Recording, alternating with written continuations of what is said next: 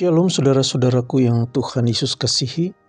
Salam sejahtera dari saya Pendeta Rudolf Manhutu yang akan menyampaikan kebenaran firman Tuhan yang pada saat ini didasarkan pada kitab Sakaria pasalnya yang ke-9, ayat yang ke-9 hingga ayatnya yang ke-10.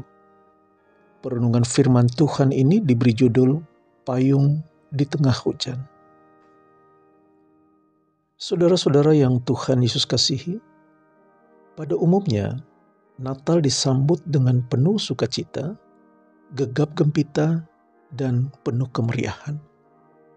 Suasana hati demikian terkadang malah sudah terasa beberapa minggu atau beberapa hari sebelum hari Natal tiba. Tetapi saudaraku, ternyata tidak semua orang begitu. Ada yang malah memandang Natal dengan penuh sinis. Mengapa demikian? Karena Natal tidak dianggap menyelesaikan masalah. Natal tidak membuat pergumulan-pergumulan segera berlalu, sehingga Natal tidak berdampak apa-apa bagi kehidupannya. Saudaraku, sesungguhnya saat umat Allah mendengar apa yang disampaikan Nabi Sakaria, dalam Sakaria pasal 9 ayat 9 hingga ayat yang ke-10 ini, juga tidak serta-merta hidupnya menjadi mulus dan aman. Mereka tetap harus hidup dalam tengah-tengah pergumulan yang tiada berkesudahan. Tetapi setidaknya saudaraku, semangat hidup yang baru kembali hadir. Karena mereka kembali diyakinkan bahwa Sang Raja Penolong telah datang. Yang walaupun datang dengan penampilan yang lemah, tetapi dapat dipastikan bahwa kedatangannya dari sorga yang jauh tinggi itu. Saya katakan lemah karena menurut ayat 9, tanda-tanda kelemahan itu nampak. Yang pertama melalui kata lemah lembut. Kata ini berhubungan dengan rendah hati dan tidak arogan. Ia tidak tampil beringas, sangar, yang akan menakutkan bagi para musuhnya. Ia tidak datang dengan mempertontonkan senjata untuk berperang dan siap membasmi para lawan. Ia tidak melakukan semua itu, melainkan ia datang dengan penuh lemah lembut dan damai. Kata yang kedua, saudaraku, nampak dari kata seekor keledai, hewan yang menjadi tunggangannya ketika ia datang.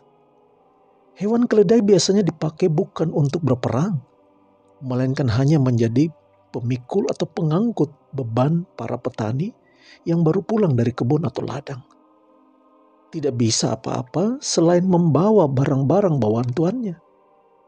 Malah di beberapa sumber mengatakan bahwa hewan keledai adalah simbol kebencian atau keperempuan-perempuanan, bukan simbol keperkasaan atau kejantanan. Tapi jangan lupa saudaraku, raja yang datang ini memiliki sifat ilahi. Ia datang dari pihak Allah. Ia utusan sorgawi yang lebih unggul dari segala raja manapun yang pernah ada atau yang akan ada kemudian. Karena itu sang raja yang datang ini tidak bisa dianggap remeh. Hebatnya lagi, menurut ayat 10, sang raja ini dinubuatkan akan melenyapkan segala perlengkapan perang, mulai dari kereta-kereta, kuda-kuda, dan busur perang. Ia juga datang dengan damai dan membawa damai. Ayat 10 bagian B berbunyi demikian.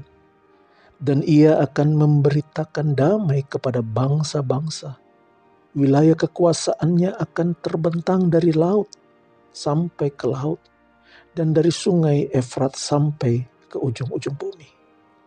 Ini sesungguhnya menegaskan bahwa sang raja yang akan datang ini tampil beda. Namun justru dengan cara itu, ia sesungguhnya menghadirkan kemuliaan Allah sendiri. Ya, sang raja yang lemah lembut itu adalah Tuhan Yesus yang telah lahir di malam Natal. Ia lemah lembut, ia rendah hati dan penuh kasih. Ia datang membawa damai sehingga hubungan kita dengan Allah, dengan sesama manusia, dan dengan lingkungan di mana kita hidup diperdamaikan. Ia siap memikul beban dosa kita. Ia menanggung dan menebus dosa kita di atas kayu salib melalui pengorbanannya yang menyelamatkan itu. Ia bagaikan payung yang tidak membuat hujan reda, tetapi dengan payung itu kita bisa berdiri di tengah hujan yang deras sekalipun. Tuhan Yesus telah lahir, saudaraku. Kedatangannya mungkin tidak segera membuat hidup menjadi indah dan mulus. Tetapi percayalah, Dialah kekuatan Allah yang menolong dan menguatkan saudara yang percaya. Dialah yang akan memampukan kita melewati badai zaman sampai Ia datang kembali untuk membawa kita masuk ke rumah Bapa yang baka itu. Karena itu saudaraku, bersorak-soraklah dengan nyaring, hai Putri Sion. Bersorak-soraklah hai saudaraku yang dikasihinya, karena Sang Raja telah lahir bagi kita.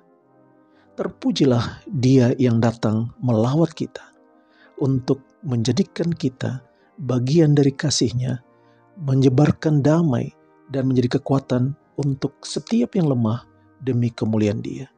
Tuhan memberkati saudara. Amin.